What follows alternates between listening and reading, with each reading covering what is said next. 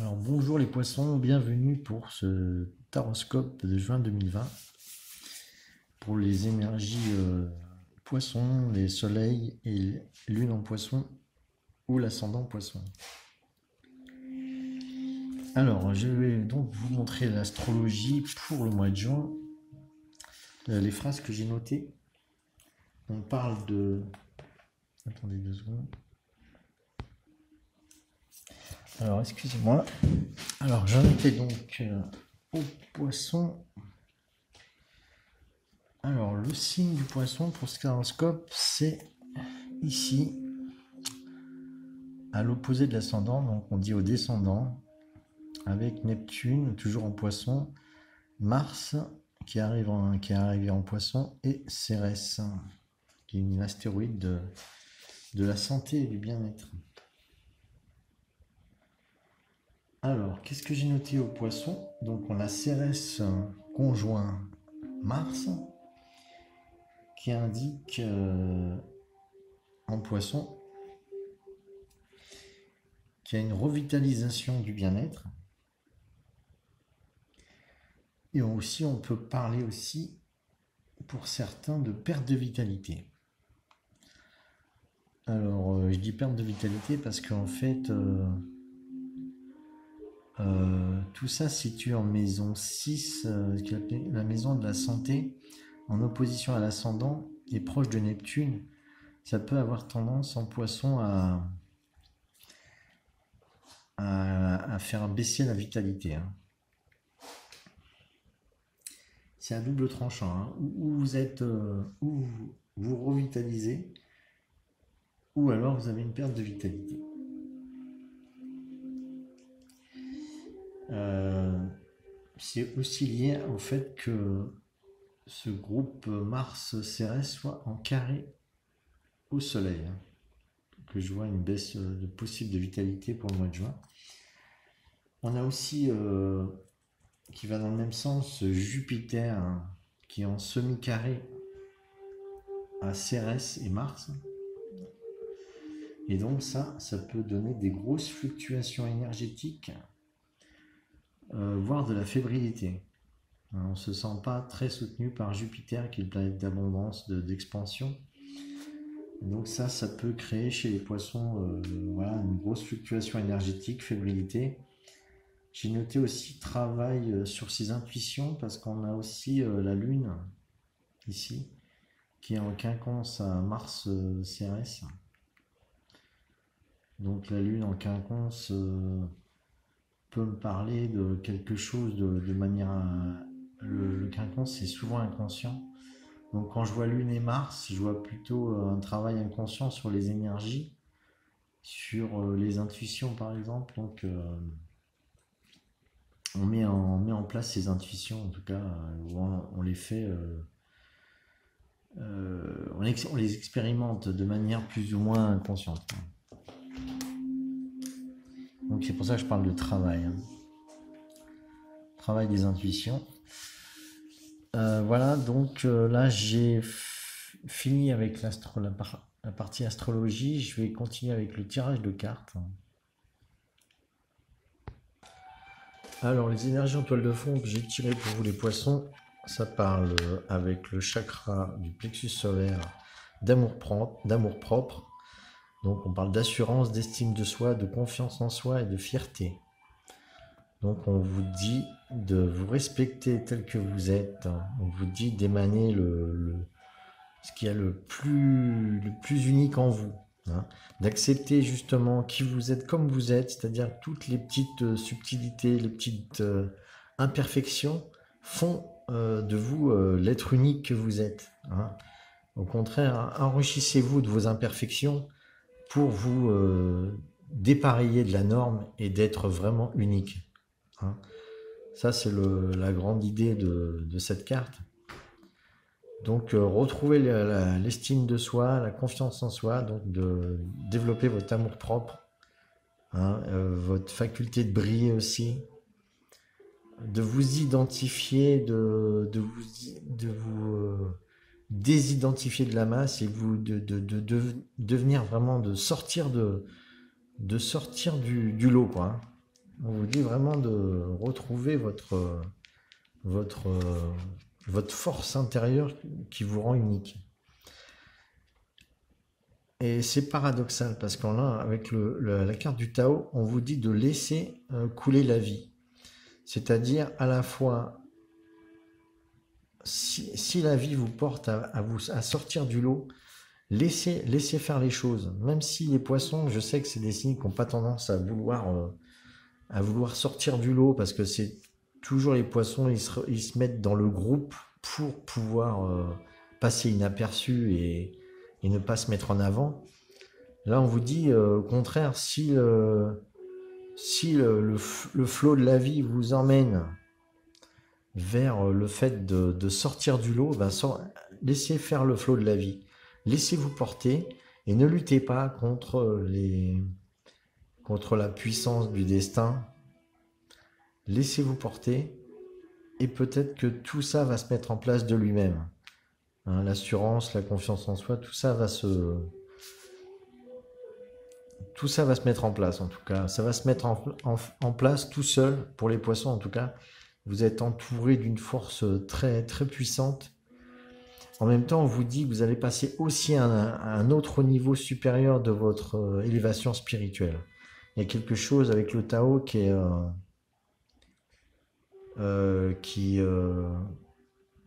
qui pousse à passer à un niveau supérieur au niveau de sa spiritualité, donc de ressentir qu'on est connecté à la source et qu'on participe à l'évolution du mouvement de la vie et au contraire ne pas s'isoler de ce phénomène, de participer à ce phénomène en fait. Voilà pour les énergies toile de fond pour les poissons. Je vais tirer maintenant le message général. Alors j'ai tiré un arcane majeur avec la justice, le messager de feu au centre et le 7 d'eau. Donc avec la justice, on parle que vous avez le sentiment que la vie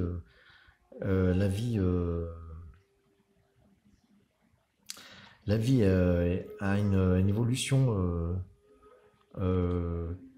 karmique, hein, de loi de cause à effet. Donc il y a des choses auxquelles on ne peut pas échapper.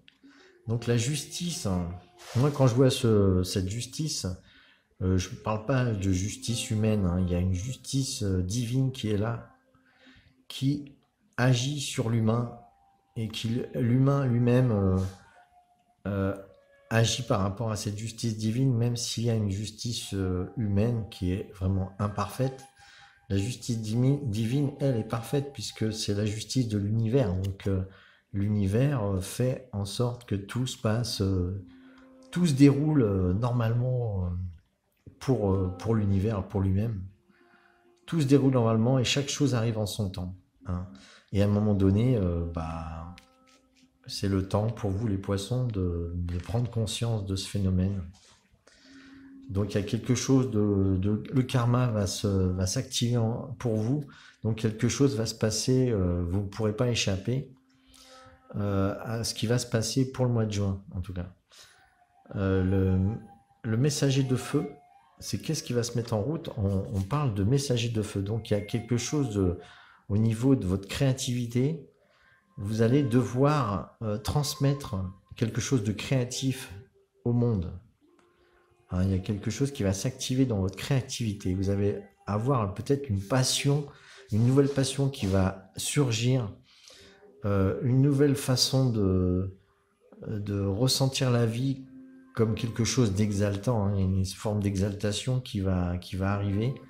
En tout cas, vous êtes le messager de la créativité de l'univers. Et en plus, avec le 7 d'eau, alors là, ça correspond tout à fait au signe du poisson. D'ailleurs, on voit des poissons de toutes sortes. On vous dit que votre imagination va faire que se décupler. Alors, non seulement cette créativité qui va arriver, mais en plus, vous allez avoir beaucoup d'imagination pour créer de nouvelles choses. Donc, vous avez conscience que de l'infini des possibilités aussi. En fait, j'ai l'impression que c'est comme s'il y avait des poissons qui venaient de naître là. C'est dingue, qui vont en tout cas naître dans leur créativité. Hein. En fait, vous avez l'énergie poisson qui va vraiment s'activer là. Parce qu'avec le 7 d'eau, c'est l'infinie possibilité, c'est tout à fait du typique des énergies poissons, hein. Donc vous allez ressentir que les infinies possibilités, vous allez pouvoir rêver de choses que vous allez pouvoir manifester dans la matière. En tout cas, vous voyez l'incidence que l'imagination a sur la matière. Et ça, c'est très important, parce que justement, ça peut faire sortir d'un pessimisme quand on voit que tout est enfermé.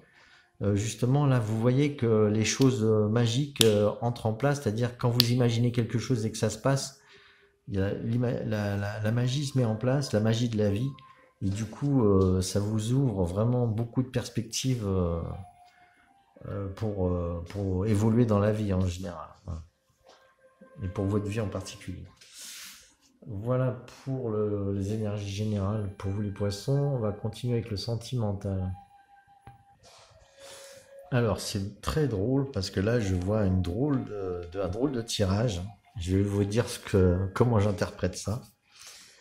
Alors le 4 de coupe, déjà on parle avec le 4 de coupe d'égocentrisme, de se regarder, de trop dans le miroir.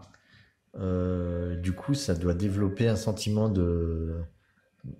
d'enfermement, de solitude, de sentiment de solitude et d'esprit un peu voilà qui tourne en rond.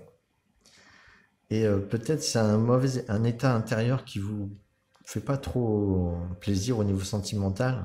Vous êtes peut-être seul, hein, vous vous sentez seul en tout cas. Je vois pas une personne en couple, hein, je vois plutôt une personne solitaire. Une personne solitaire et enfermée dans sa vie intérieure. Et là, avec le le chariot, on voit, en plus ça tombe juste en dessous le karma. Le chariot, on voit qu'il y a quelque chose qui va se mettre en route et que vous décidez d'avancer dans votre vie sentimentale. Vous décidez de prendre les choses en main. Vous décidez de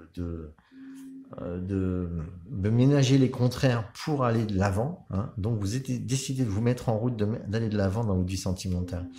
Et là, vous jonglez.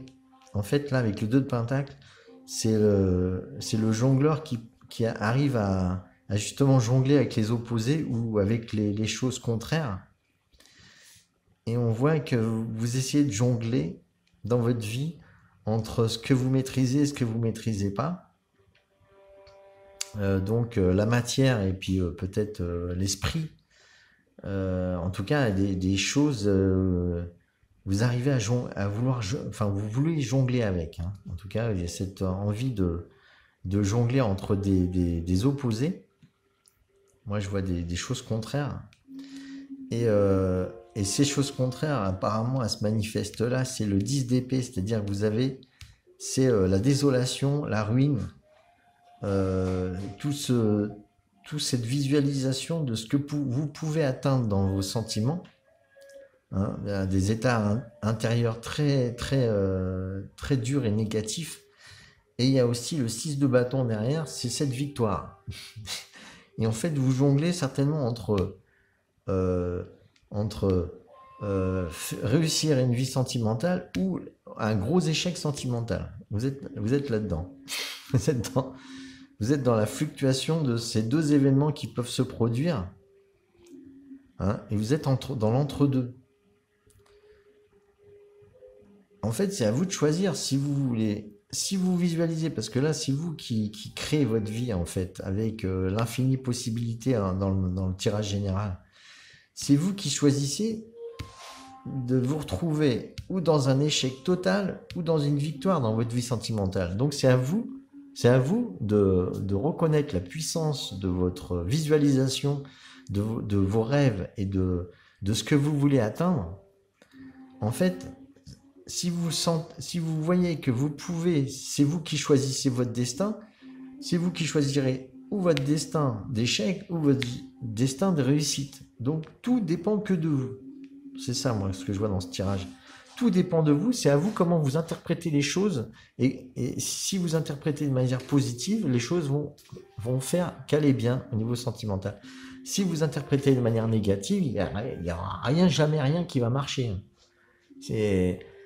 si vous... En fait, c'est pour ça que je dis que vous êtes dans le... En astrologie, vous êtes dans l'expérimentation de votre intuition. C'est-à-dire, si vous expérimentez l'intuition et vous allez contre votre intuition, alors qu'elle vous dit de pas y aller, vous allez expérimenter le négatif, la ruine. Et si vous allez dans votre intuition qui vous dit de le faire, parce que là, ça vous mène vers la réussite et vous suivez votre intuition, vous allez réussir votre vie sentimentale. Par contre, si vous faites l'inverse, eh ben, si vous sentez vous suivez pas votre intuition alors qu'elle vous dit c'est l'échec, vous allez vers l'échec. Et si vous suivez pas votre intuition alors qu'elle vous dit que vous allez à la victoire et que vous devez aller de l'avant et que vous ne suivez pas votre intuition, vous irez vers l'échec de toute manière. Peu importe ce que vous suivez, vous devez suivre votre intuition en fait. Vous devez faire l'expérience de votre intuition pour aller vers une réussite en fait. J'ai l'impression que c'est ça. Voilà. Maintenant, je vais confirmer avec les cartes conseils. Hein. On va voir si ça correspond. Alors, j'ai tiré 2 cartes conseils. Alors, on a les gardiens de la Terre, le gardien de la Terre. Très belle carte. Hein. Et on a la flèche retournée. Alors, le gardien de la Terre, lui, il explique que vous êtes un gardien de la Terre qui prenait soin de la Terre. Donc, tous ceux qui y habitent, donc minéraux, végétaux, animaux et êtres humains, toutes les formes de vie. Et donc, en fait, on vous dit que votre objectif est justement de prendre soin de tout ce qui est autour de vous, donc de voir plus grand que votre propre personne. Vous pouvez plus être dans le moi, dans l'ego avec ça, avec cette carte. C'est le moment de sortir de votre être limité et de prendre le large, de prendre de l'expansion de conscience de qui vous êtes. On vous a menti sur qui vous êtes en fait. Hein. C'est pour ça que vous devez développer votre amour propre, votre potentiel grandit, et du coup vous vous sentez dans un habit trop restreint, et vous devez vous développer dans votre nouvelle forme de qui vous êtes. Donc ça, c'est le gardien de la Terre, prendre soin de tout ce qu'il y a autour de vous, prendre soin des animaux, des plantes, des gens qui vous entourent, etc. Et ne plus se regarder le nombril comme le 4 de coupe. Hein. Arrêtez de se regarder, on est beaucoup plus grand que ce qu'on paraît être. Et justement, avec la flèche retournée, on vous dit que la flèche, c'est le symbole d'aligner son âme et son cœur pour être vraiment qui on est. Et comme elle est retournée, ça veut dire que vous n'êtes pas dans votre alignement. Vous suivez une fausse route, une route qui ne vous correspond pas. On vous dit de changer de direction, de ne plus suivre ce chemin, et il y a quelque chose qui va se présenter à vous. Vous devez aussi développer votre créativité. Il y a une nouvelle créativité qui va se mettre en place, qui va permettre de à la fois modifier votre chemin, vos activités et en fait votre compréhension de qui vous êtes. Je vois avec la flèche retournée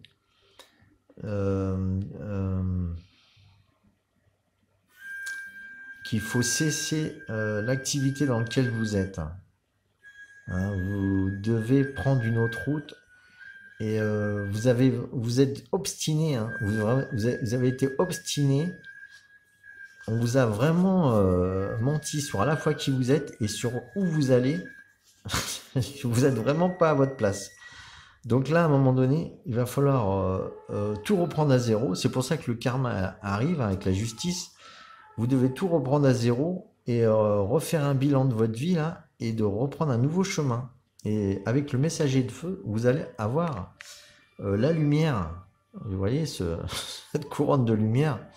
Vous allez avoir les idées qui vont se mettre en place d'elles-mêmes et vous allez pouvoir suivre un autre chemin. J'en suis sûr, avec les infinies possibilités aussi. Il y a vraiment des choses qui vont se mettre en route pour vous les poissons.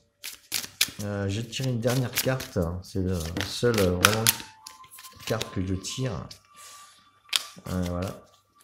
Ah bah, Elle attire pas mal cette carte. C'est une carte le monde, du monde. Donc on a la délicatesse. En fait, vous êtes une personne beaucoup plus délicate et vous êtes dans un monde de brutes, on dirait. Je sais ce que c'est parce que moi j'ai ces deux trucs en moi, hein. J'ai le monde de brut en moi et le monde délicat. Et je sais ce que c'est la tension qu'il y a entre ces deux univers. Et en fait, on vous dit que vous devez évoluer vers la délicatesse, c'est-à-dire mettre votre part la plus fine et délicate, subtile.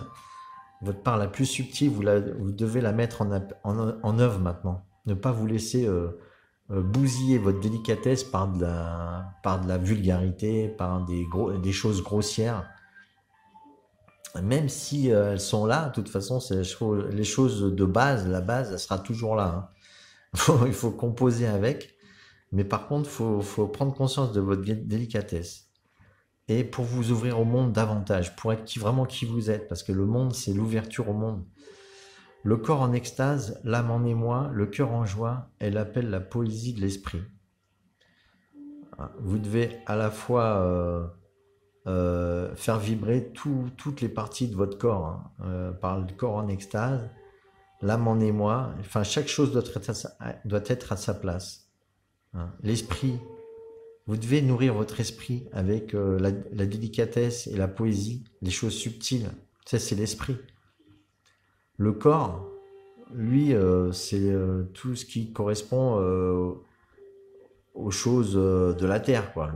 Le corps en extase, c'est une forme d'extase. Mais l'âme en émoi, c'est sa forme d'extase, c'est l'émoi pour l'âme. La joie, sa forme d'extase pour le cœur, c'est la joie.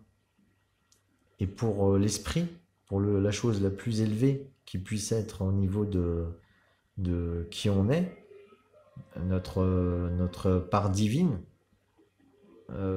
c'est la poésie qui lui permet de se nourrir. Donc peut-être développer votre délicatesse en faisant de la poésie ou en écrivant des textes ou quelque chose, en laissant passer à la lumière du ciel qui va vous donner votre manière de créer, hein. De toute façon, c'est vous qui allez trouver votre manière de créer et votre vrai chemin, c'est vous qui allez le trouver. Personne d'autre. Voilà, je vous remercie. Si vous avez aimé ce message, n'hésitez pas à mettre des pouces bleus, hein. Je ne sais pas s'il y a des pouces rouges ou jaunes ou verts. Mettez des pouces de toutes les couleurs et aussi abonnez-vous si ce n'est pas déjà fait. Je vous remercie et donc à la prochaine fois.